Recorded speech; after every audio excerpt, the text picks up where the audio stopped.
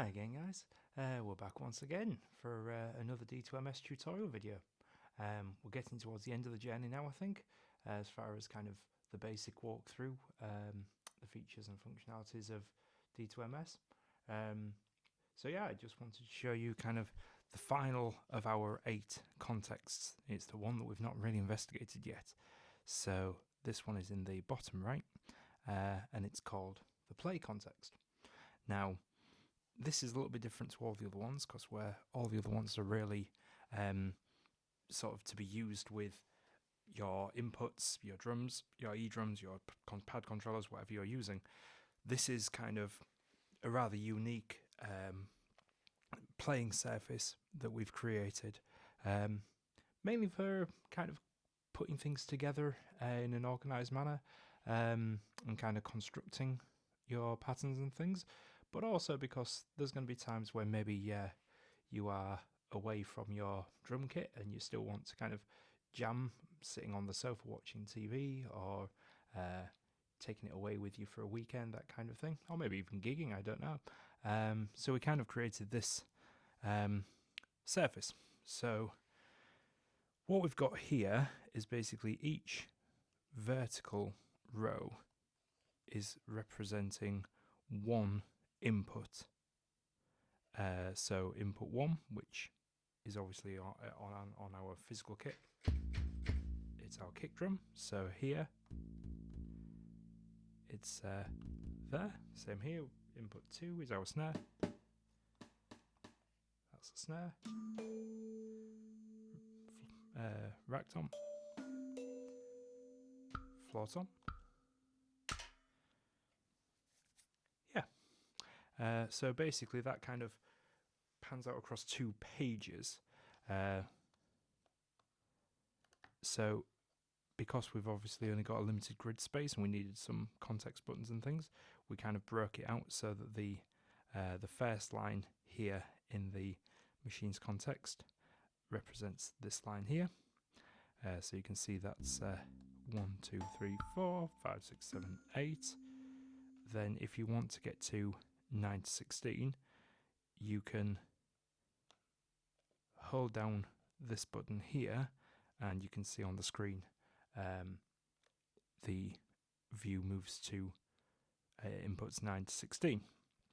Now, we've made it by default a toggle because or sort of a non-latching switch, because we thought dynamically there might be times when you need to very quickly jump into that second page during a performance, grab a particular input if that kind of triggers, say, like changing a pattern or part, and then quickly be back to the playing input. So we kind of made it so it was momentary.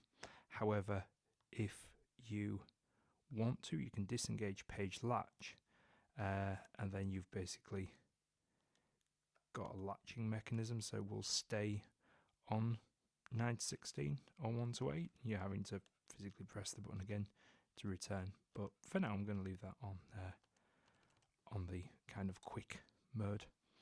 Up here we basically have a replication of the 5 layers here, along with some of the sort of auxiliary buttons that surround it. So within the layers, if you have things like velocity splits, if you want to clear that on any of the layers, you can use exactly the same gesture of holding the layer in question and pressing diagonally from the first layer, just the same as you would within the notes context. Within the machines context.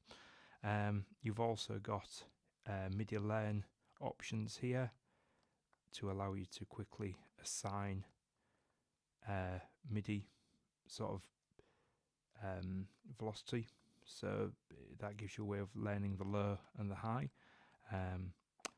And then here you've got the next and previous machine, so you can actually change machines from within the context without having to sort of jump out of the context. And then below that you've got your pages and so on. That's just sort of a basic overview of how it works, and then in practice how it sounds, sort of thing. Because we don't have velocity on the norms grid, we've kind of come up with something that I think kind of gets us some of the way. So basically, if you look at the adjusted velocity on the grid, on the non-screen, you can see that at the bottom that's basically just 16, then 32, 48, 64, 80. So the velocity is moving up as we go higher up the grid. So we thought that was like a interesting way, A, of creating a false velocity where there is none, but also for assembling things like velocity slicing and so on. It gives you a really sort of quite quick and elegant way of doing those sort of things. So I'll give you an example. So for instance, if we have this piece here,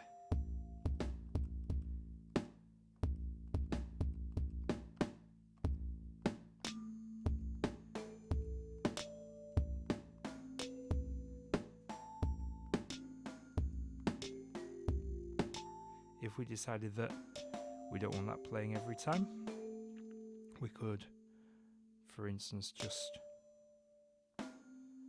hold so we can play it to see what's going on, and we can see that obviously the way that I tend to perform with my setup, I have drums at the very end, so that's the drum being triggered, and here we've got the melody. So if I basically want to make sure that all these ones up to here don't have any melody, I could just hold down that and hold down the layer, and it will flash up as the MIDI layer low, and then just hit where I want that to pick up from, and everything below that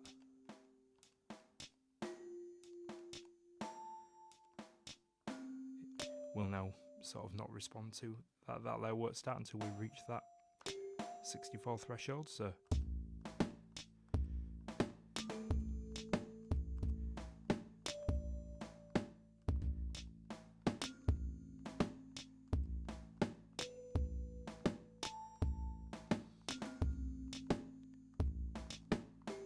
and all the gestures work so where we've set up things like proxies that fire off above and below a certain threshold of timing, that still works. And things like layer advances, so I use my floor tom to layer advance, so that's the equivalent of this one here. So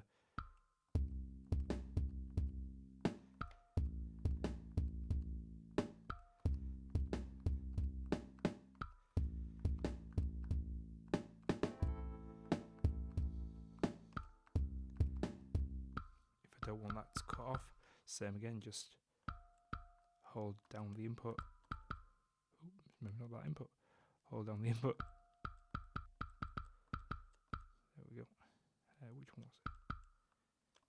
It was that one. Oh yes, you have to hold.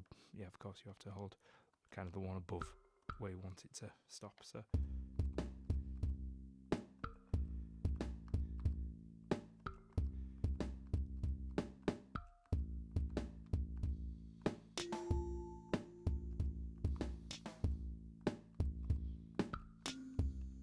And so on.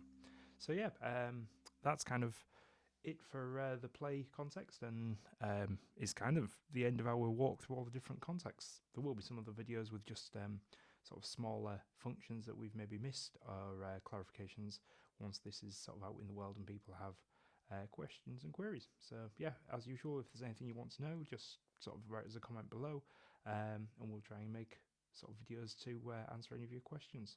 So I hope you enjoy, and we'll see you in the next one. Thank you. Bye-bye.